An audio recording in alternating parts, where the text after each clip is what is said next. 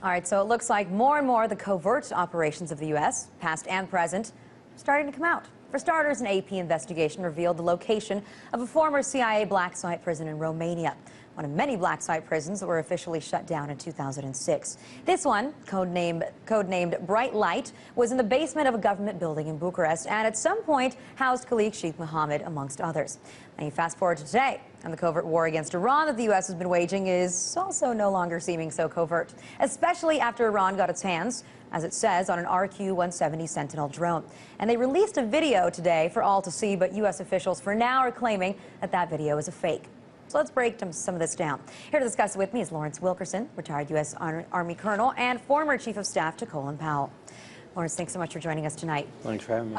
First, before we get into what I was just talking about, I want to go back to the president's statement today when he said, you ask Osama bin Laden, the 20 or so other guys, if they think that I practice a policy of appeasement. How did you see that statement?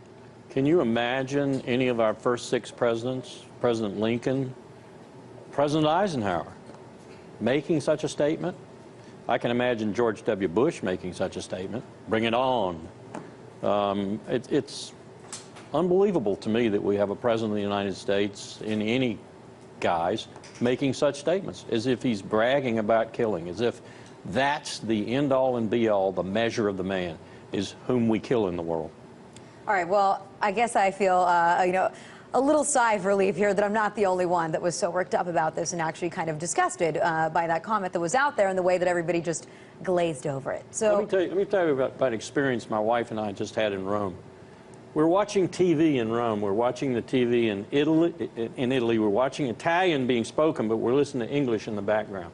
The English in the background is American citizens in Atlanta, Georgia, which happens to be my wife's hometown. And they're talking about, very articulately talking about, being beaten by the police in Atlanta.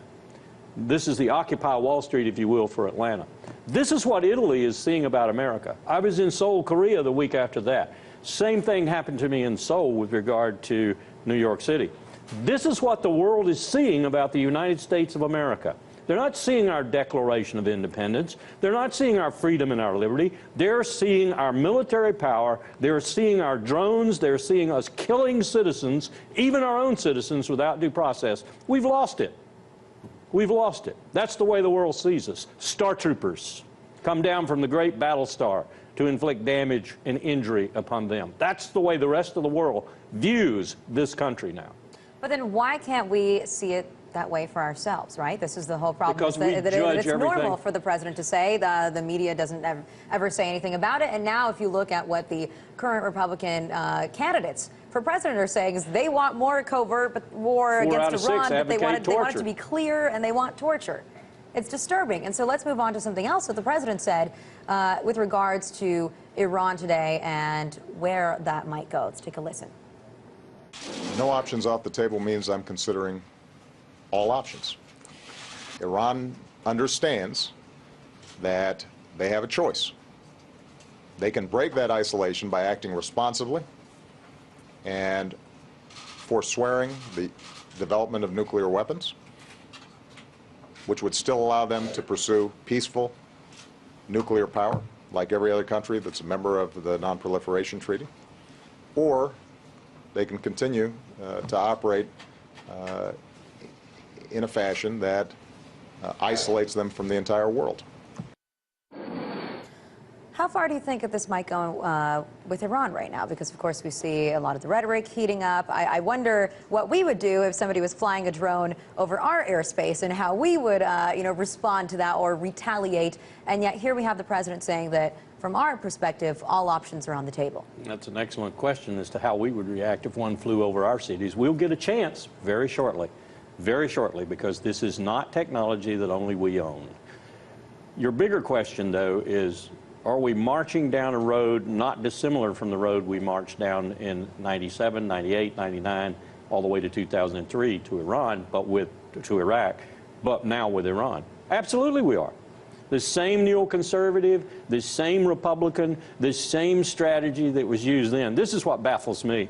They don't even resurrect a new, they don't even bring out a new strategy. They don't even try a new plan. It's the same thing. It's the same people making the same comments, same remarks, boxing in a president who thinks he's capable of avoiding the box they're building for him. But you heard his rhetoric. He's not avoiding that box. We are marching down a road for yet another war in Western Asia, a war that will be disastrous, not just for the region, but for the United States of America, too. But so to you, there's no question that there is going to be a war here between the U.S. and Iran at some point? If I were running a hedge fund and you wanted me to do a little short betting and a little long betting, I'd bet all for the war right now.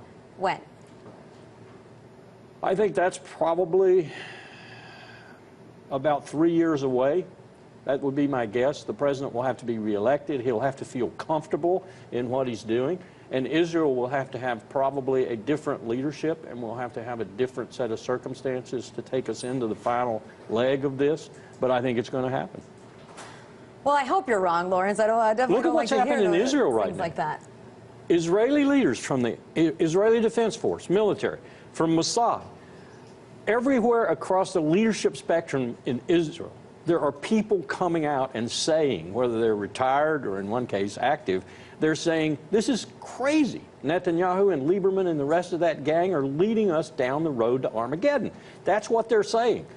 And they wouldn't be coming out and saying these things if they didn't think there was a distinct possibility that Israel was going to walk down this road too. And if Israel walks this road, I guarantee you we will walk it too. 26, 27 standing ovations for Netanyahu in the Congress of the United States. That's how inane, imbecilic, idiotic that body has become. That's an indication of where we'll go if Israel goes that route. And Israel is going to go that route, according to the leadership that they have right now. And if you listen to what any of the GOP candidates had to say yesterday when they spoke at the National Republican Jewish Coalition Forum, it was the, very much the same, too. They were trying to outdo each other in who's a greater ally to Israel and just criticizing the president. Now, you mentioned that we're not the only ones to have this drone technology, but how dangerous do you think it is in the hands of Iran? And now officials are saying that that video that they released today is not a real video, that it's fake, it's not the real Sentinel drone. Do you have any idea? I don't see Iran as being the problem. We've taken our eye off the ball as to who might be the problem. The people who are probably the nation state that is probably working on this technology furiously right now is China. The state that wants to be able to claim this technology and to be able to use this technology where and whenever it might is China. So they're in Iran right now, checking out the Sentinel drone. You just wait until one of these things, just a reconnaissance drone, is flying over New York, taking a look at Times Square. It might not even be an armed drone. People forget that we presented at the United Nations in February 2003 that Saddam Hussein, who was no technological genius, was capable of flying remotely piloted vehicles off the decks of tramp steamers off the eastern seaboard of the U.S. and delivering chemical and biological munitions in Virginia and Washington and Maryland. Well, people believe that. That was a little bit of a stretch for Saddam Hussein, but it is not a stretch for other people who have the same kinds of technological capabilities that we do, and the resources and eventually the intent to put those capabilities in the air. Would they have had to have hacked it? I mean, they say that they have this drone intact, that it hasn't been damaged. Well, if I had one intact, I'd probably ship it to Beijing. All right, Lawrence, now lastly, I just want to ask you another question, too. Going back to the statement that the president made earlier, and as I mentioned, the AP investigation revealed where one of these secret CIA black sites was in Romania, right there in a suburban I've seen the map. area. It really wasn't so hidden from view. I've seen the map. I know where I know Romania was one of the countries. I know the other countries that were involved, and I know that there was complicity, at least from the law enforcement entities within those countries, if not from the government. In most cases, I think from the government, too. This is something the EU is going to have to deal with regard to Romania and the other countries like Poland that were involved in it. But is this part of the capture, or excuse me, the kill rather than capture strategy, so that in the future they don't have to deal with more news like this coming out? I think you're right. I think what we're doing, though, I think we're probably putting those that we capture somewhere else where they can be taken care of rather than having to bring them into a system like the EU or a system like the United States. I don't even think we're bringing them to Guantanamo anymore. I think what we're doing is sending them to places where we know they will be, in the language, disappeared. All right, Lawrence, I want to thank you so much for joining us tonight. Thanks for having me.